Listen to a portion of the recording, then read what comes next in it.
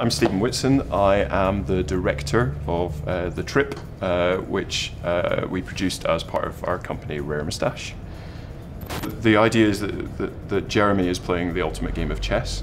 He is playing it against Penny, and every time he takes a piece, he's transported away and has to kill somebody in order to get back to the game to win.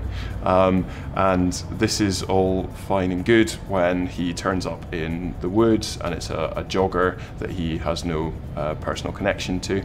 But every time he gets back, Penny is just, she gets quicker and quicker and more ruthless. She goes away and comes back in a flash. And the final scene of the film is that we see him turn up at home, and the person there that he's been nominated to kill is his other half. When we got our line and our prop, we then spent about 3 or 4 hours constructing the script, really working that through. We had the actors from the morning so that we could kind of workshop and really sort of get the characters fully embedded and make sure that our story arc was really strong. And then, so we didn't start shooting until maybe about 3 or 4 in the afternoon. By which point we'd come up with a sort of shoot schedule for when we were going to do everything, which was going to be essentially from 4 o'clock in the afternoon. We sort of thought we might be able to get done by midnight. We obviously didn't. So we wrapped about 2 o'clock on Saturday, well, Sunday morning by that point, and we'd covered 3 locations by that point, including the main chess game, which was the challenge.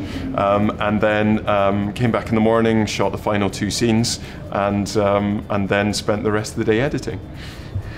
Our biggest challenge was when Jeremy is playing the chess game with Penny. It's the major scene in the film.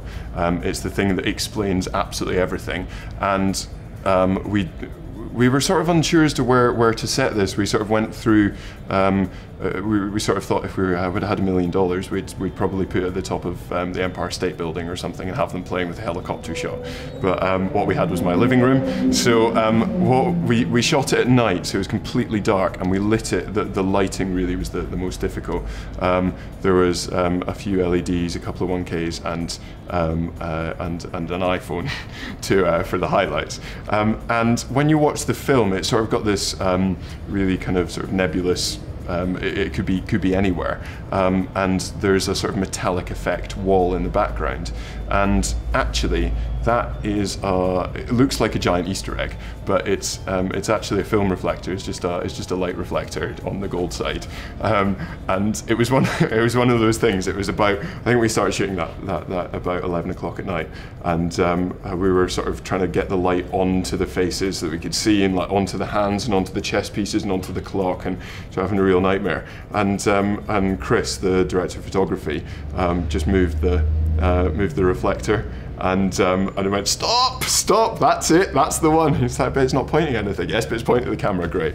Yeah, I think that was our major challenge, just because of the lighting issues and trying to do it in such a quick period of time and highlight all the right bits while trying to ensure that it didn't look like a living room. The thing that people ask most at the end is what happens, and does he kill his partner? Does he not? And that's what we want you to decide.